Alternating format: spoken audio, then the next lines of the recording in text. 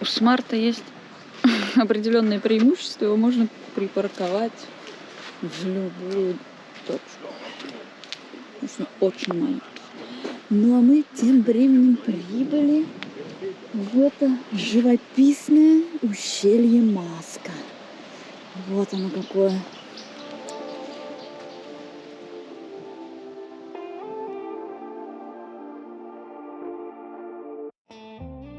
На Канарском острове Тенерифе множество прекрасных мест и достопримечательностей, которые обязательно стоит посетить.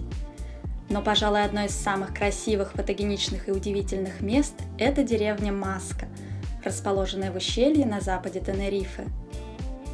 Существует легенда, согласно которой в этих местах прятался пират Хайреддин Барбаросса вместе со своими сокровищами. По горному серпантину до затерявшейся в горах крохотной деревни Маска с населением 120 человек ведет самая крутая и узкая во многих местах дорога, где с трудом маневрируя едва могут разъехаться два автомобиля. Между прочим, дорога к ней была открыта только во второй половине прошлого столетия. До этого к деревне вели лишь узкие горные тропы, и место было поистине вдали от цивилизации. Согласно легенде, свое название ущелье Маска получило в честь дочери вождя Гуанчи, которая решила спрыгнуть со скалы, лишь бы не выходить замуж за испанца. Ущелье Маска на Тенерифе до 60-х годов прошлого столетия оставалось неприступным. Попасть в расположенную там деревню можно было только горными тропами или на лодке. Неудивительно, что с давних времен ущелье Маска считалось пристанищем пиратов и контрабандистов. Они, скрываясь в ущельях, поджидали торговые суда и нападали на них. Маска – это настоящая древность острова Тенерифе. Здесь все напоминает о жизни пиратов, а жители в шутку называют себя потомками флебустьера Роберта Блейка. 3 века пираты нападали на торговые суда, жгли их, грабили и уходили в бухты, пряча награбленное в Маске. По длинным горным тропам несли они сундуки с золотом и драгоценностями, с шелками и специями. Это место обладает просто удивительной красотой. Скалы, ущелья, пропасти и обрывы, ну и, конечно, испанский колорит.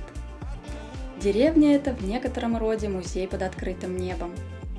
В ней можно найти не только кафе и рестораны, магазинчики и сувенирные лавки. Ее обязательно стоит посетить из-за той красоты, которая открывается при подъезде к ущелью, при спуске к океану и при прогулке по деревушке, расположенной на скалах. Длина ущелья составляет 9 километров, а максимальная глубина до 1300 метров. Являясь одной из самых глубоких лощин острова и тая на своем пути немало определенных сложностей, Маска-Валк входит в число популярнейших туристических маршрутов, прохождение которого занимает от 3 до 5 часов. Ранее большинство путешественников приезжало сюда на такси или автобусах, чтобы после пешего спуска по ущелью можно было пересесть на паром или катер, следующий к скалам Лос-Гигантес. В 2023 году пешеходная тропа в каньоне открыта для туристов только в выходные и праздничные дни. На данный момент вам придется подниматься обратно после спуска. Гавань все еще закрыта на реконструкцию. Максимальный размер пешей группы, выходящей на тропу одновременно, составляет 25 человек, а всего в ущелье пускают 125 человек в день. Поэтому, если вы желаете пройтись по ущелью, бронируйте билет заранее. Я же, как уже говорила в прошлом видео, не смогла купить билет на тропу, но моя неугомонная натура не смогла с этим смириться, и я отправилась изучать ущелье Маска самостоятельно. В общем, друзья, я сказала, что мы не будем проникать никуда, и в итоге проникла. За группой вон тех молодых людей. Спасибо им за наводку. Посмотрим, куда эта тропа ведет. Там было что-то написано по-испански, но я ничего не поняла. Короче, друзья, всякие европейцы тоже все нелегальщину любят. Взяли в обход туристической тропы, пошли куда-то вниз. Не знаю, может, погонят нас отсюда. И вообще непонятно, куда эта тропа ведет. Может быть, никуда и не интересно. Какая-то секретная тропа. И мы по ней идем. Вон там. Застопорились. Не знают, куда идти. Здесь есть еще вот такая поверху. Я вот не знаю, какой надо идти. Какая-то отметка здесь красная.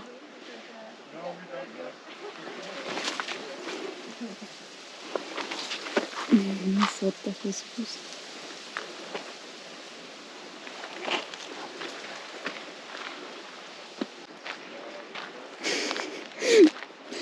Короче, все любители нелегальщины одинаковые во всех странах.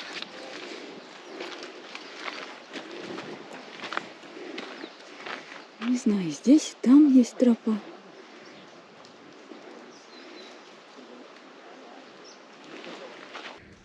Только надеюсь, что эта тропа не для скалолазов каких-нибудь, потому что лазить в такой одежде и обуви, в какой я здесь нахожусь, это просто нереально будет. Полезть никуда я не смогу. И здесь вот так.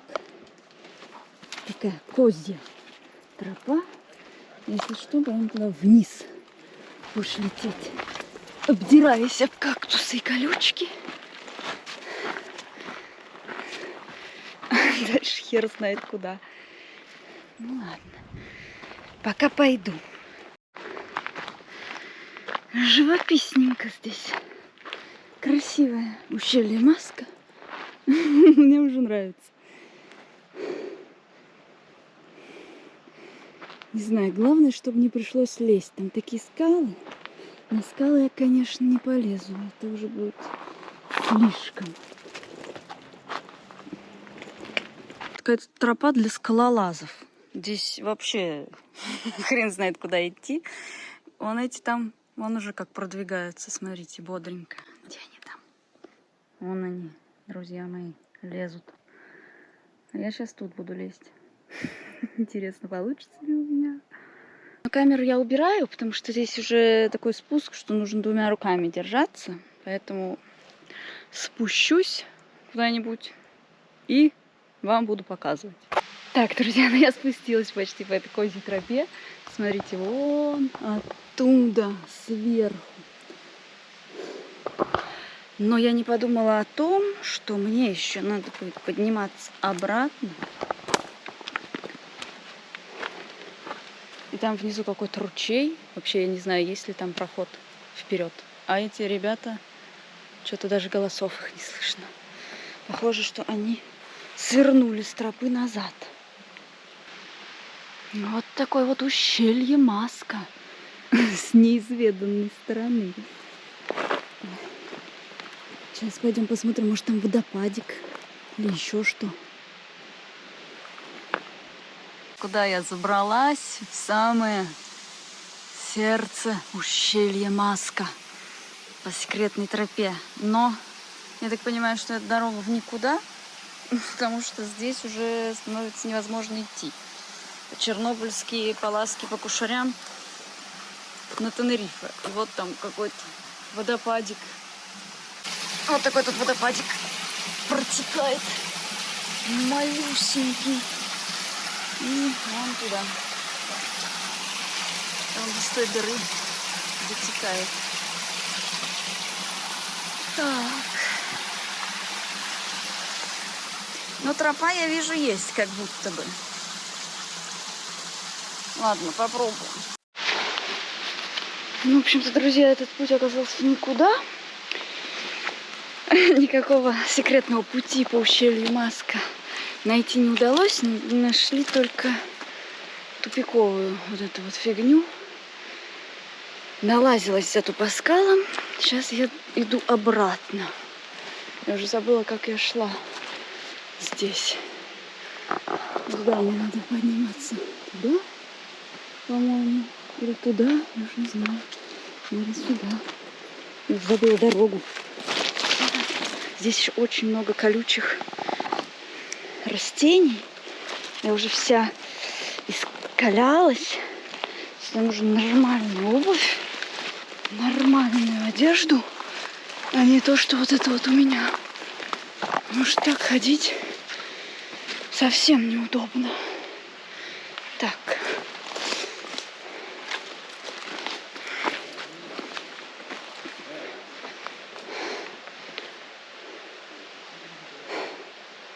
Ну да, вот туда мне. Туда, чик-чик, наверх, и вот так по скалам. Обратно полезли. Если бы у меня было крепление для головы, я бы, конечно, нацепила или на грудь нацепила бы эту камеру и с ней бы все вам показала. Но у меня ее нету, поэтому снимать, как я забираюсь, я не буду. Эти товарищи, похоже, тоже не нашли никакого пути. И сидят там напротив, смотрят, как я корячусь тут. Но зато, если я сорвусь, будет кому спасти. Если что, скорую вызову. Ладно. Здесь, в принципе, вверх так легко. Нормально можно подниматься. Главное смотреть, чтобы камни... Проверять камни. Так-то здесь вон как по ступенькам идешь. Но некоторые камни очень шаткие. Так они вываливаются. Оп, видите? И все. Главное на такой камушек не наступить. Какой-то пиздец. Оп.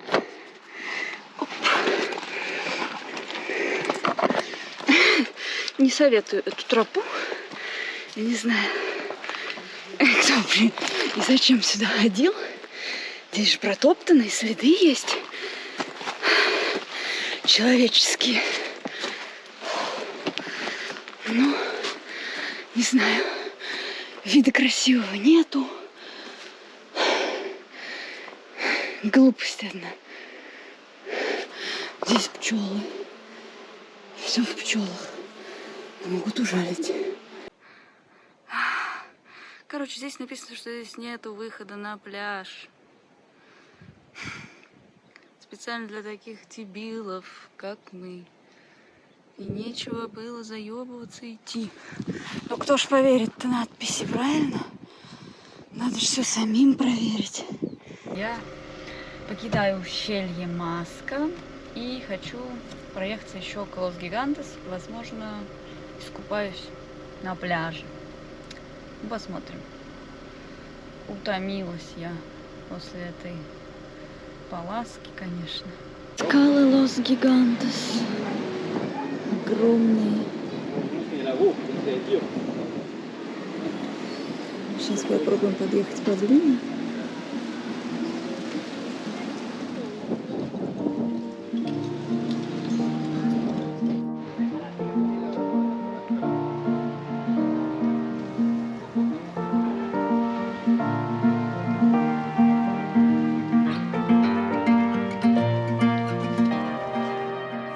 В конце дня, уже изрядно уставшая после активного лазания по горам, я наконец добралась до великанов Лос-Гигантес. Базальтовый скалистый берег Акантилада де Лос-Гигантес по сути является западным склоном вулкана Тейде. Это самые высокие горы Испании, входящие в массив Тено. Они более чем на 500 метров погружены вглубь океана и примерно настолько же вздымаются над его уровнем. А у подножия этих величественных скал располагается небольшой пляж с натуральным черным песком вулканического происхождения. И это просто идеальное место для завершения такого насыщенного дня.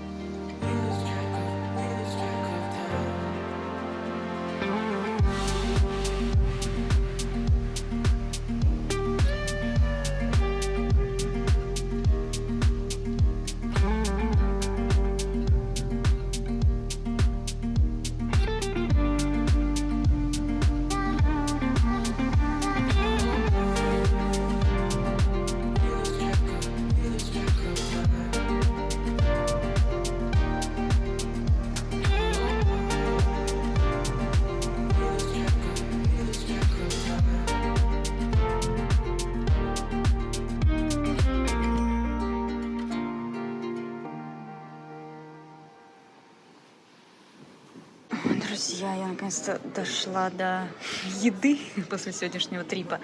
Здесь есть русское меню. Алло!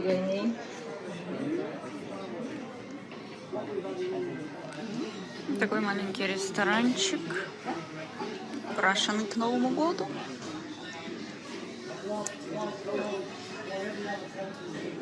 Принесли чаек. Жду свои заказы. Но заказала я себе, конечно, суп, тарелка огромная, томатный, микс-салат, тоже дофига. Еще паэлья. Ну что за праздник живота у меня? Паэлья с морепродуктами. Сейчас будем пробовать.